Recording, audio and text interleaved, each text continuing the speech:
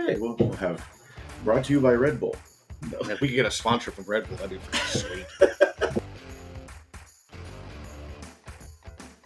But hey, welcome to another episode of the Writing Ref. I don't hate, I just officiate your favorite kaiju movies, and I'm here with the Kaiju Coach again. It's been a while. It has been a while. It's all right. It happens. Yeah, it's almost like we have day jobs or something. I think that's overrated. You too. Yes. Today we're going to be finishing our discussion on Monarch that we started several months ago, but for many of you, you can watch them back to back. So it'll be just like you never left. Yeah. We may even be wearing the same clothes. You just don't know yet. I am wearing the same clothes. I probably am too, but I've added the hat. So we have some news. Monarch was approved for season 2. Yes. Several spin-offs are in development. So we're not just getting Monarch season 2, we're getting other spin-offs. Interesting. Yeah. Monarch season 2 is coming sometime in the middle of 2025. And we'll go through that in detail right now. Why did you say that name? It's his mother's name.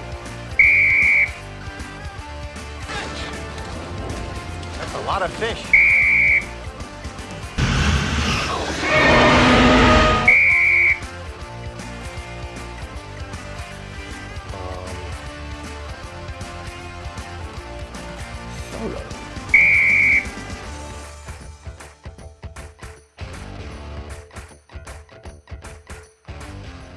And really expanded in season 1. I don't know about brilliantly, but that's a very kind article.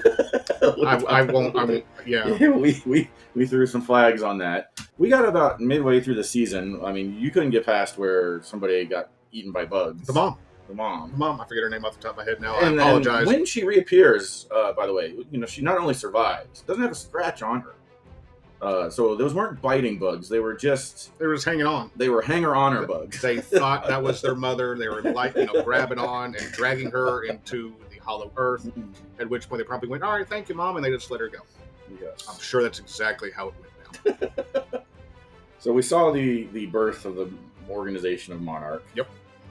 Flash forward to 2015. This thing is summarizing the whole show, what I'm most interested in is what are the other spin-offs they're planning. Are they doing like a Kong verse 2? Or are they doing like a... Well, they have to, because at the end of the first season, they had Apex there on Kong Island. So there has to be some kind of connection there moving forward. Let's see. Shaw will likely return in season 2. What? He's not dead? The guy who got left behind? Really? Can you lead? Can Russell? Yep. Let's see. Okay, so there are many more undiscovered Mudos. Some people in places like Reddit and the internet talked about how it would lead into King of Monsters and the awakening of Monster Zero and all that. There's been a lot of franchises that have tried to write stories that go from television to movies and back to television. And Marvel tried to do that, didn't work out so well. Star Wars has kept its TV shows as TV shows, but they want to jump to the movies. Okay, over a year ago, it was announced you have a live-action Star Wars movie coming. Where are we at? Is there a script? Give me some hope. Very exciting stuff.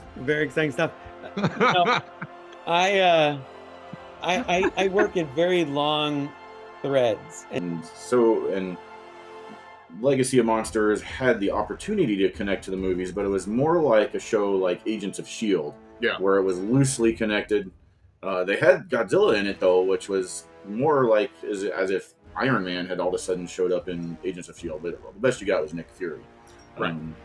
But like I said, like we did the last video, it took me a while to figure out this is not a Godzilla series. Yeah. This is a Monarch series, which makes sense because it's called Monarch.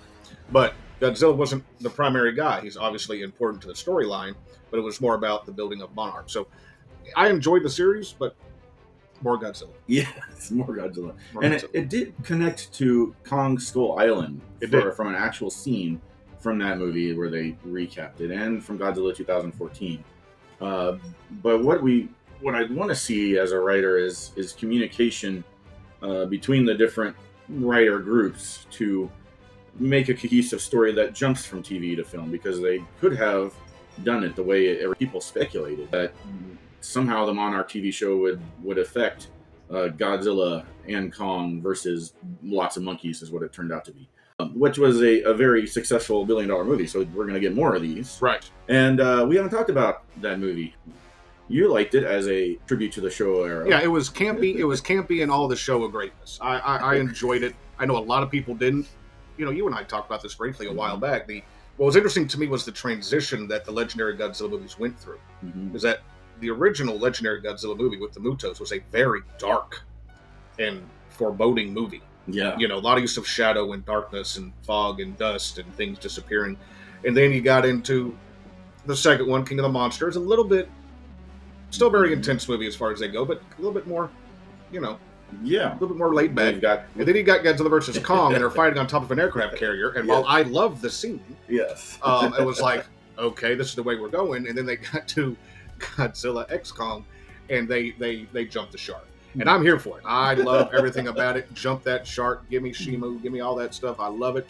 But it was an interesting how in those 3-4 movies, there was such a crazy arc, almost like it went from the original Godzilla of 1954, which was a very dark movie, until you get to the end of the Showa era, which again, very lighthearted, very campy in all the great ways. Yes. And Legendary seemed to follow that same kind of path. Lighthearted in that, entire cities get destroyed. What do we add in our city count now? We can go to the city watch now.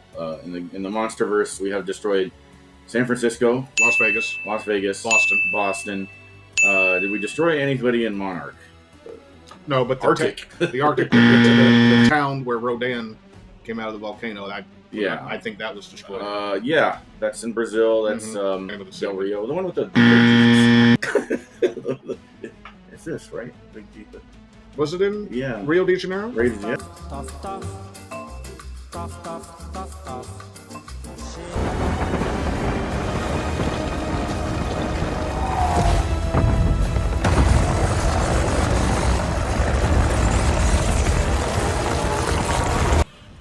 Want to meet more Titans. That's all they want. That's all they're saying for the spinoffs is that each different Titan might get a spinoff. I have no qualms with that. I like the legendary Titans have some interesting storylines to work. In Godzilla X Kong, Skilla, in a later version, made its comeback. Had a great fight with Godzilla and stuff, and it was great. But I'd like to see more Toho Titans. Yeah, give me Gigan. We're gonna jump the ship. Give me some Gigan. Give me Megalon. We need Anguirus.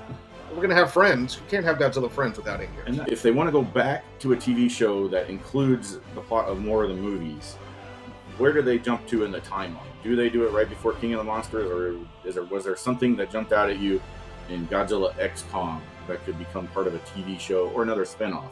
If they're going to do more than one of these, maybe they're going to do different parts of the timeline. Yeah, they could do different parts of the timeline. I would like to see them go from where they ended Monarch in, rolling into King of the Monsters. I'd like to see them roll into that. Yeah. And I'd like to see them stay within that timeline. But they've already established this timeline. That's one thing that I did like about shows like in Star Wars, like The Mandalorian. I really appreciate what they did with The Mandalorian. They connected a lot of dots between New Hope and, and moving through there. And I appreciated that. I thought it was really great. I had to ask you a lot of questions, but I'd like to see Monarch do something similar to that. I think with a story where plot doesn't matter quite as much or continually quite as much, where you can throw a lot of it out the window and people won't care, this is a good universe to experiment on. It is. And Shaw have run into some aliens, and maybe he's mind controlled by aliens that are coming in. I mean, you might as well. I mean, you've already got the Hollow Earth.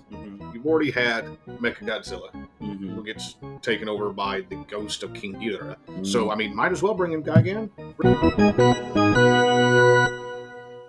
Bring in Atlantis. Bring them in. Megalon. Get them in there. Baragon's going to come and protect Osaka. Anguirus is chilling out. It's going to be great. Was he controlled by Atlantis? Does he represent Atlantis? I believe it was Seatopia officially. I believe it was Seatopia officially. Okay. Loosely based on Seatopia. But, we know what that was. It was Atlantis. We have mini Kongs. Do we want mini Godzillas? Look, the last time they unleashed mini Godzillas, it looked like Velociraptors in Madison Square Garden. And I'm saying no. No to that. Okay. No. Any storyline remotely related to Zilla and Ferris Bueller killing him on the Brooklyn Bridge is a no. So no. Penalties on little Godzillas. Little King Kong's being used as I love that. I love him using the little baby Kong as a weapon and knocking the crap out of things. And then they going, "Oh, I have a headache," and it was perfectly fine. Is that campy and crazy? Yes, I'm here for that. Can a 2 or 3 spin-off TV shows then inform another movie, or are they just going to do another movie that's disconnected from those shows? You'd have to ask the people at Legendary. Yeah, yeah. Unfortunately, that's above my pay grade. Yeah, I like to see the TV shows, the spin-offs. Depends on the money too. It depends on money too, no doubt. I don't care about the money. I'm a fan. I want them to do it what would be right in my eyes. Right. I would like to see them connect the dots or have those stories feed into the existing storyline. Yeah, and I would like to see that. Well, how do you bring Gigan down in your mind? Is she involved in that, or they already established that King Ghidorah, Monster Zero, came from space. Mm-hmm. So there's already in canon the idea that monsters come from space to fight the Titans on Earth. Mm-hmm. All right. So, and you could do the same thing with Megalon. I think Megalon's a very underrated monster of his time. He only had one movie. I think you could have gotten him some more. If you have a Hollow Earth, and he came from underground, you can work him in there. I'd also love to see them work in some King Caesar too. I'm a big King Caesar fan. Would love to see that again. He got like his one movie. Let's get him on in there. Millie Bobby Brown's character, maybe that part of the story kind of did its path. No, she was fine. I have no qualms with that. Yeah, I'm not. But are they? Yeah. But are they gonna? Is that just gonna be like? Is there more for her to do? Is there more for her to do? And does she want to do it? Because if you're gonna bring someone else in to play her role, I don't care for that very much. And I think with all the Titans that they brought in, the new Titans plus the existing Toho Titans that are already there, there's a lot of fertile ground for great storytelling. If you can get the right people to get in there and write those stories. Let us know in the comments who you like to see write a Godzilla story. Sure, you subscribe for more podcasts like this, more book reviews, more crazy penalties when TV shows, movies, and video games do things wrong. I was trying to look here how much of a license Legendary has still with Godzilla characters, because it expired in 2020, but they went ahead and were able to make more movies. They did. Toho allowed them to re-up it. Okay. Ghidorah. That's why a lot of people thought the next monster might be Ghidorah, because Toho agreed to allow Legendary to use that monster. Oh, Ghidorah from the Smog Monster. Yes, gotcha. Okay, I didn't hear you correctly. I was like, they already had King Ghidorah. So Legendary is tentatively allowed to use Ghidorah. You have to say it right. You have to say it Japanese. He's a great choice because he translates very well to the pollution issues that a lot of people, climate change. Yeah, and that's a big topic right now. Whatever side of that spectrum you're on, it's not my job to tell you. But it's a very big ticket item right now. So I think the Smog Monster, as he is, I think he translates very, very well, and they can start him in LA. I'm a Texas guy, so you gotta know where my leanings are on that. Yeah. We don't want to touch a Texas City, Houston. Well, if we do, we need to Houston, because let's face it, Houston is terrible. Please like and subscribe and comment below, everyone from Houston. That's right. They wrote a book about Houston, Texas. It's called Dante's Inferno. We haven't destroyed Tokyo yet. We have not destroyed Tokyo. Not even in -1. That Godzilla destroyed another town closer to it. It was a suburb of Tokyo. It was, I believe. Yeah. I got to think of that. Yeah. So really, the Midwest needs to go. Chicago should be next. We beat up on Rome a little bit, and then Godzilla claimed it. No, we didn't beat up on Rome. He was looking for a nap in the Roman Colosseum. Yeah. Obviously, makes for a great place for Godzilla to take him. Yeah. They had to tell the Italians, don't mess with him. The other big piece of news that we got is Godzilla -1 is returning to theaters. It is, again, I believe, with new footage. I think it said 13 minutes of unseen footage. 13 minutes. 13 minutes of unseen footage for Godzilla's birthday. I believe it's his 75th. Yeah, 75 years for Godzilla's first Oscar and 37 movies. That's about right. Yeah. 37 movies. So the moral of the story is never stop going for your dreams, kids. That's why we keep doing these videos. And I can't. They've already said they're going to make another. The same director's going to come back and make another movie in the -1 universe. In the -1 universe. So I'm getting all sorts of Godzilla stuff, and I think it's going to be really fun. It's a great time to be a Godzilla fan because there's a whole new generation of not just Toho, but also of Legendary through Toho, bringing us 2 different storylines, and I think it's fantastic. I can't wait for more. And they need to hurry up. All right, well, thank you, Kaiju Coach. Until next time, I've been the Rhino Ref, and that's been the Kaiju Coach, and that's been the call. We'll see you next time.